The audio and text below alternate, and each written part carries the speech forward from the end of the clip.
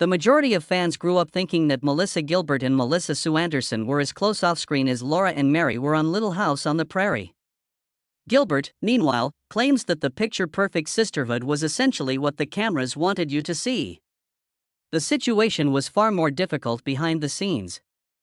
Gilbert is now talking about what actually happened between the two Melissas after years of cast stories, rumors, and simmering tension.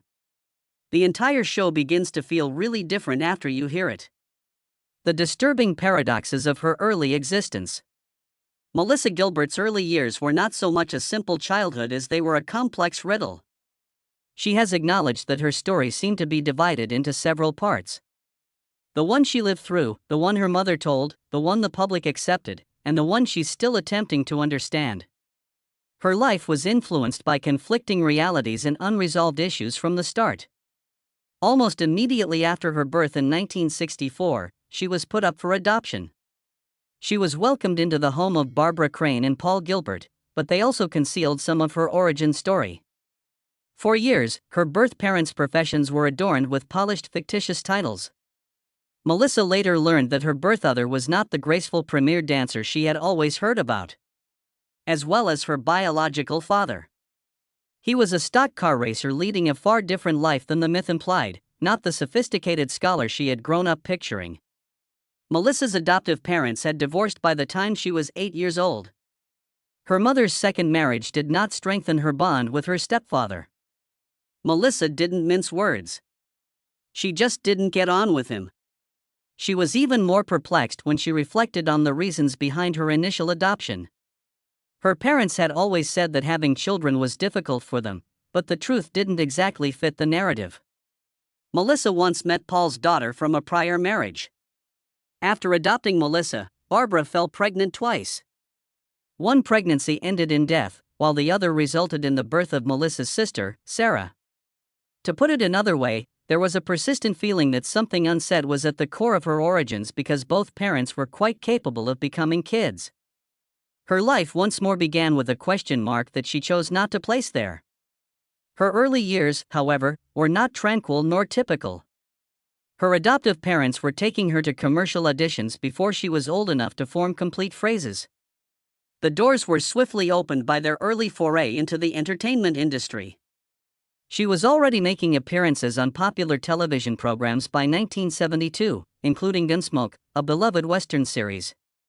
After only a few years, everything was different. Melissa got the part that would define her early years and make her famous. Little House on the Prairie's Laura Less. Little House on the Prairie was a beloved book series created by Laura Ingalls long before it appeared on television.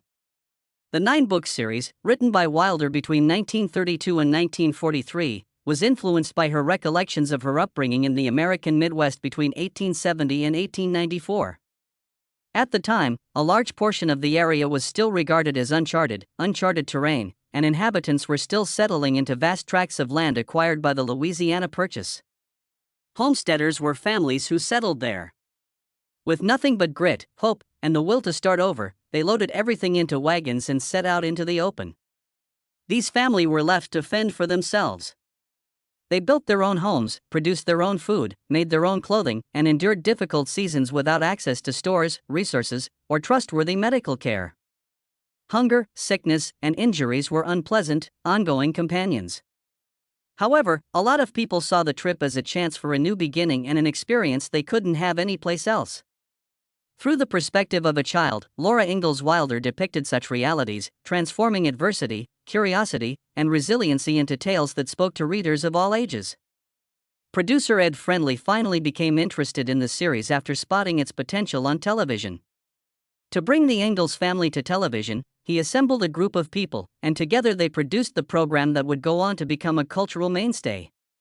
On September 11, 1974, Little House on the Prairie officially debuted. Melissa Gilbert then assumed a position that will influence her legacy for many years to come. The negative aspects of early fame. Despite her rapid climb to fame, Melissa Gilbert had to pay a high price for her fame. Being famous is difficult enough for adults, but it may overwhelm a child in ways that most people are unaware of. Hollywood is replete with tales of young actors who matured too quickly, developed harmful habits, and never entirely recovered. Melissa found herself reverting to the same risky habits as her career took off, using drugs and drink to cope with the pressures she was under.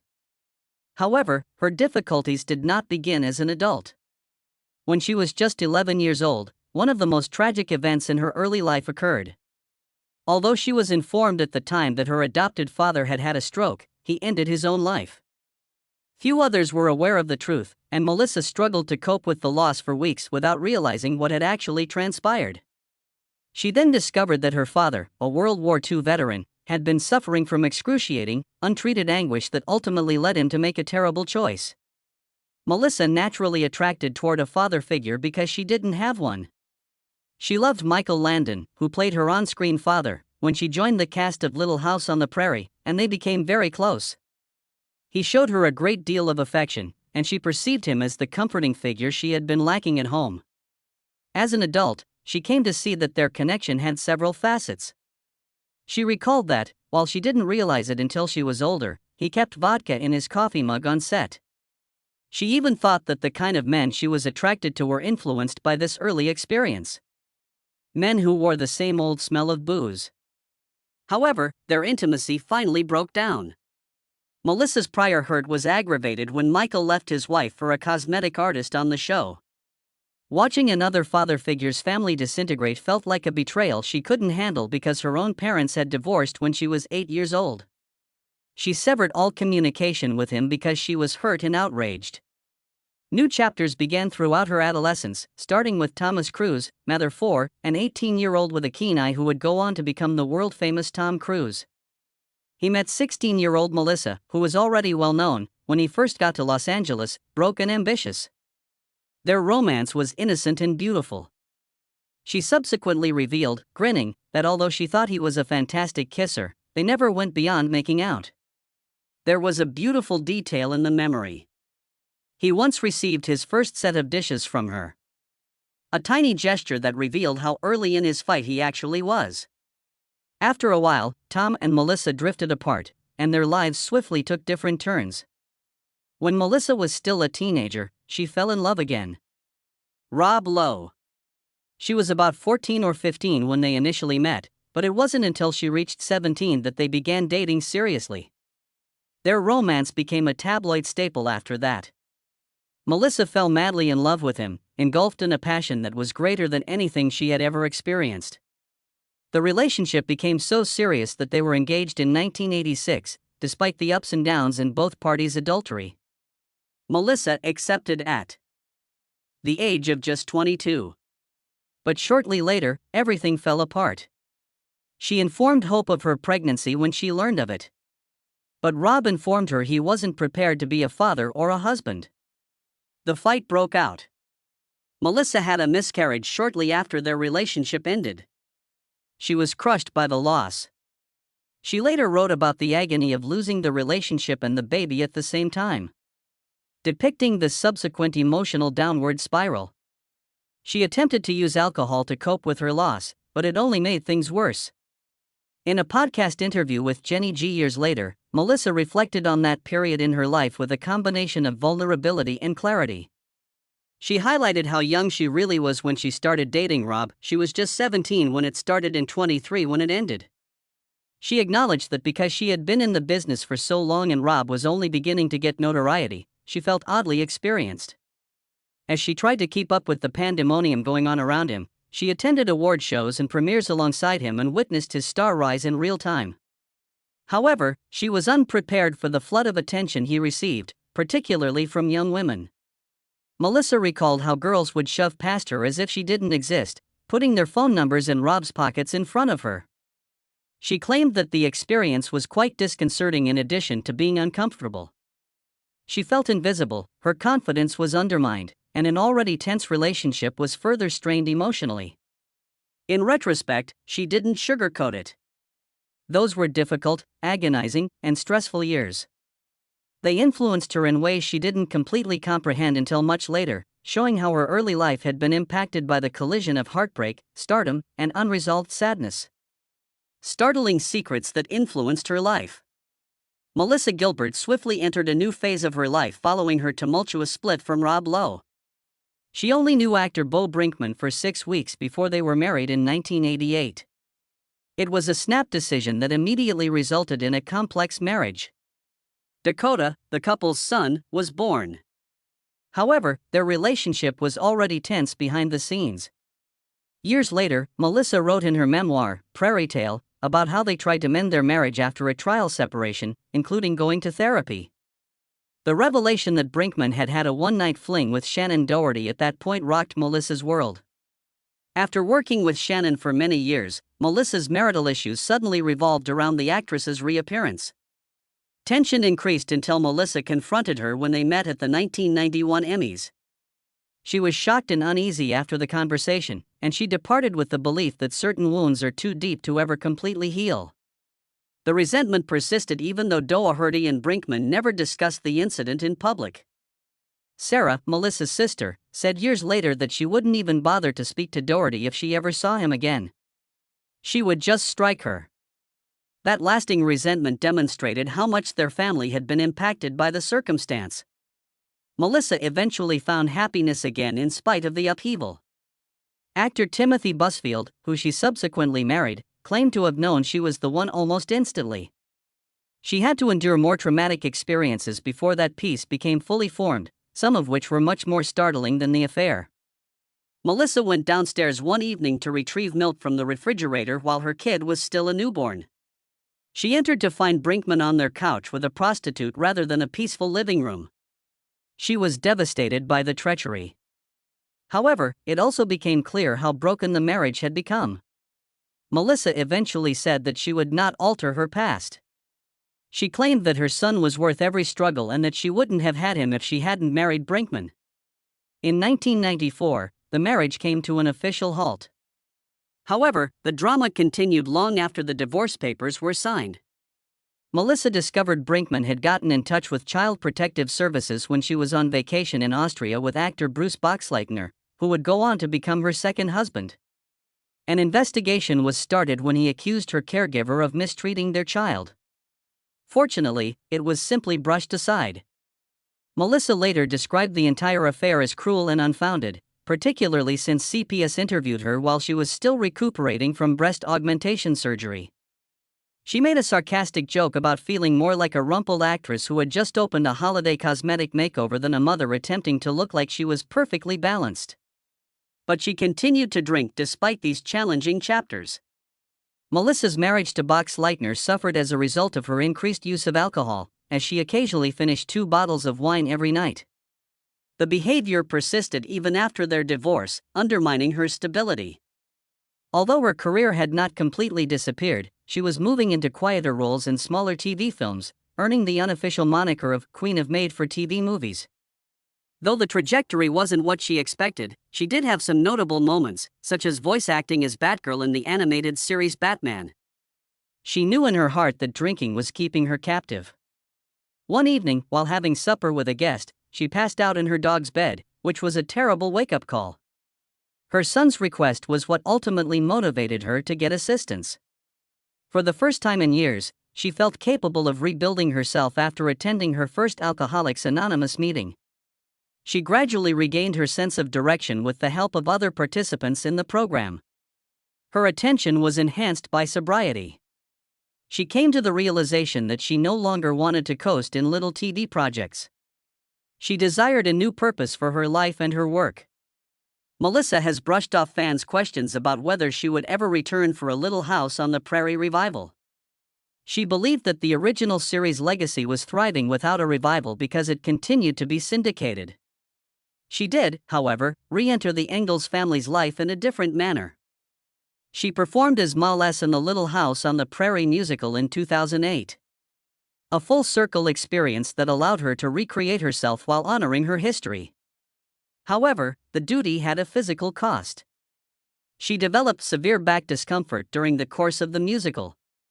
She dismissed it at first, thinking it would go away. Rather, the agony just intensified. She finally promised herself something. Only when the agony grew intolerable would she visit the hospital.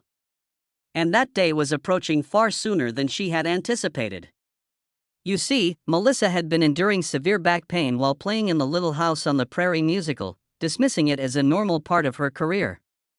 However, she eventually had to go to the hospital when the pain became too much for her. Everything changed at that point. She was surprised by what the doctors told her. Despite having a fractured back, she had been performing for months. A full-on fracture, not a strain or a strained muscle. She was in her 40s at the time, playing the legendary part of Mary Ingalls on stage despite having a damaged body. Her castmates were taken aback when they learned. Everyone around her was in awe of her dedication, which she displayed night after night, show after show. She was ultimately able to receive the much-needed surgery after the musical's initial run ended.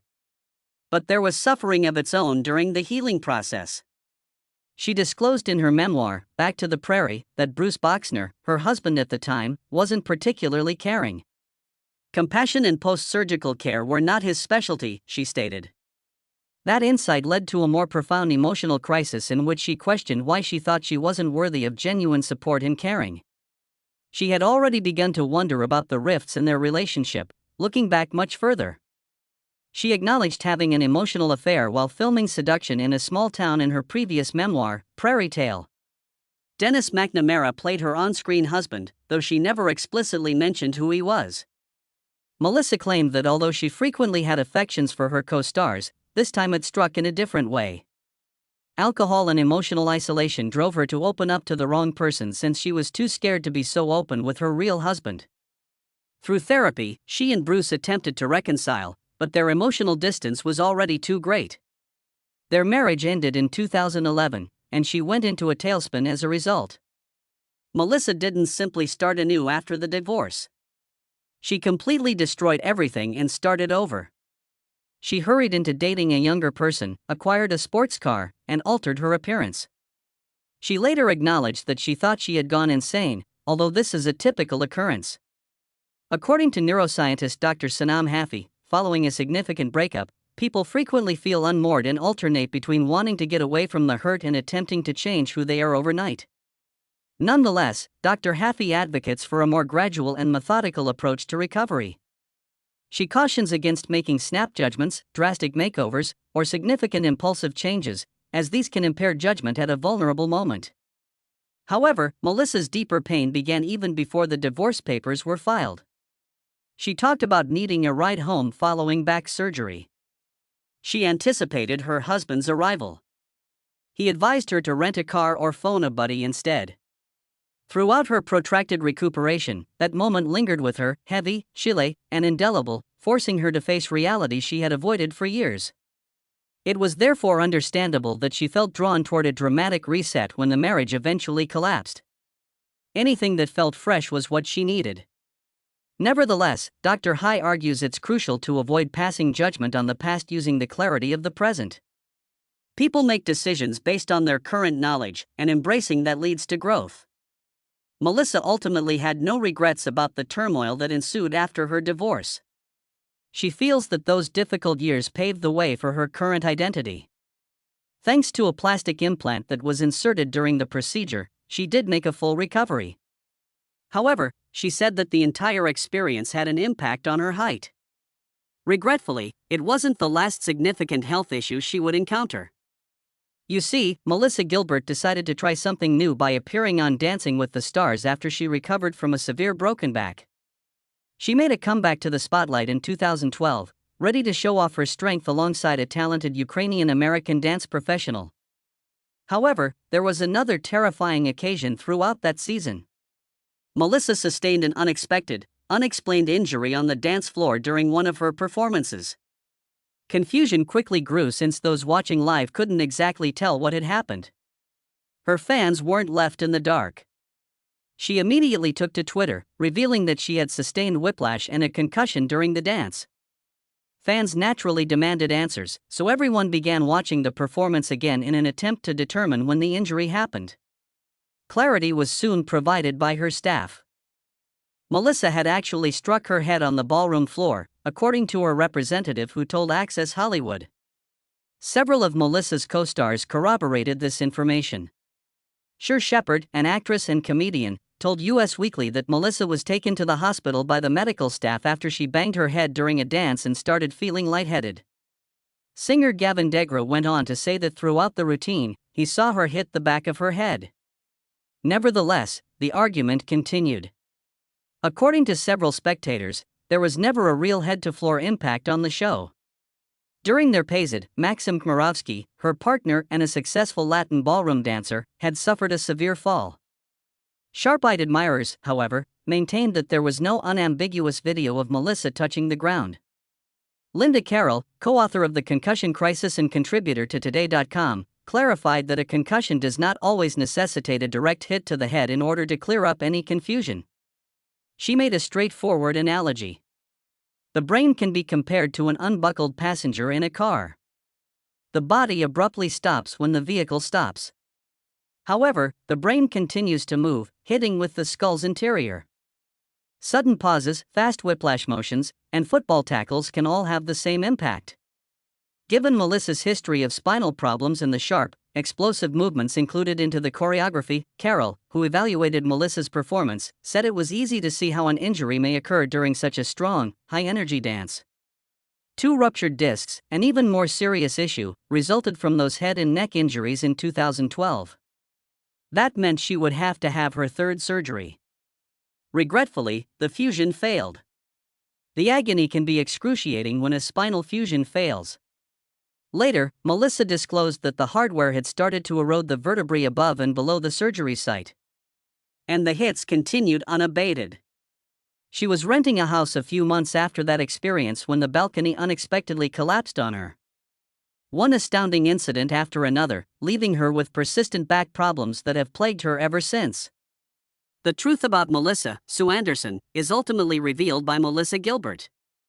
Melissa Gilbert and Melissa Sue Anderson's story starts the way most people remember it. Little House on the Prairie's cherished Ingalls sisters are portrayed by 2 talented young actresses. Although they appeared to be inseparable on television and exuded the cozy, sisterly closeness that audiences loved, the reality behind the scenes was quite different. There were no arguments or eruptions in their actual relationship. It was cool, aloof, and frequently convoluted. People naturally began to worry about the relationship between the 2 Melissas as the show grew in popularity. The rumor mill went into overdrive when Anderson eventually left the series, claiming that friction with Gilbert was the reason for the breakup. However, the reality is much more complex, influenced by 2 very different personalities, childhood anxieties, and the demands of growing up on one of the most popular television programs. When Gilbert began to land significant acting parts outside of the series, the first signs of their breakup appeared. Such as The Diary of Anne Frank and the Miracle Worker. Anderson, meantime, was growing impatient with the plots of her own characters.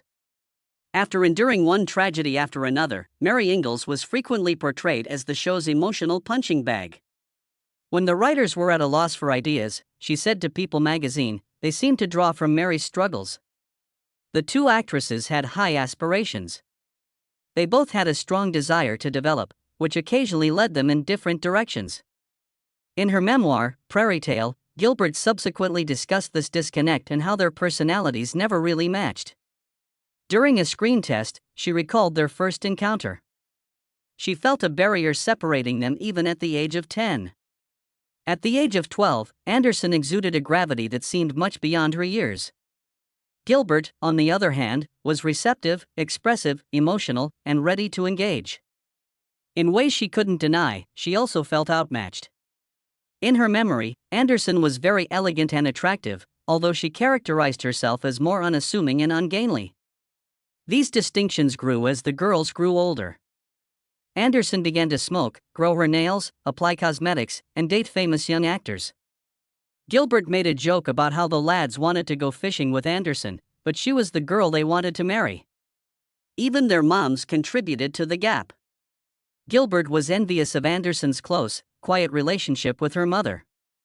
Unlike the emotional roller coaster she had with her own mother, especially when their conflicts spilled onto the set, it felt private and serene. The 2 young actresses lived in distinct worlds in this area as well. Early on, Michael Landon even made an effort to control some of the misunderstanding. Since there were two Melissas running around the set, he decided that Gilbert would continue to use her character nickname, Half Pint, while Anderson would use Missy. The divide just grew worse as puberty approached. Anderson entered young adulthood with confidence, as if he had grown up overnight. Gilbert continued to feel like a child attempting to keep up. Everything changed even more when Anderson started dating actor Lance Serwin. Gilbert acknowledged that she thought Anderson was acting in a separate reality. Although their relationship was influenced by that distance, Gilbert was still able to make other close pals in spite of it. Allison Argrim, who portrayed Nellie Olson, and her had a close friendship. Later, Argrim remembered Gilbert publicly expressing her annoyance and even cautioning her about Anderson. Deeper feelings that were brewing beneath the surface were alluded to in the comment. Over the years, a number of other cast members provided feedback. The actress who played Miss Beadle, Charlotte Stewart, said Anderson was a perfect professional who was always attentive and ready. She thought the young actress simply presented herself like an adult from the start and that Anderson's guarded demeanor was misinterpreted as snobbishness. Despite her impressive maturity, she frequently came across as different from the other children. Speculation erupted once more when Anderson quit the program in 1981, despite only making 3 appearances in season 8, particularly when Argrim left shortly after. People insisted that Gilbert was responsible for both exits. Anderson put a stop to that right away. She clarified that she and Gilbert were never involved in a jealous rivalry, explaining that Argrim's departure was caused by a contract issue, while she herself thought Mary Ingalls had nowhere else to go. For years, she had heard rumors that they hated one another, or envious of one another, and that there were often silent fights on the set. But none of that was true, she said. In her book The Way I See It, Anderson wrote about their relationship years later. For the most part, she agreed with what Gilbert had stated. They were just not suited for a close friendship. Because of their disparate upbringings, aspirations, and pressures, they were too unlike. Even though they were only 18 months apart at the time, she observed that the emotional gap felt much greater. She also witnessed how Anderson was forging out on her own, determined to establish a career that would last a lifetime, while Gilbert's parents fostered her talent at a young age and encouraged her to enter the field. Due to her intense sense of that obligation, Anderson frequently found herself cut off from the other children on the set. Gilbert's accomplishments and personality didn't make her angry. All they were doing was taking different routes. Both actresses acknowledged that the rumors damaged them despite the subtle conflicts and miscommunications. After reading yet another untrue article, Anderson remembered phoning Gilbert, and the two got together to discuss it. Although they acknowledged that the gossip had a negative impact, they chuckled at the absurd rumors. Anderson showed genuine affection for her co-stars when she eventually left the show. She claimed that although they weren't her family, they were her friends, and she hoped that they would cross paths once more.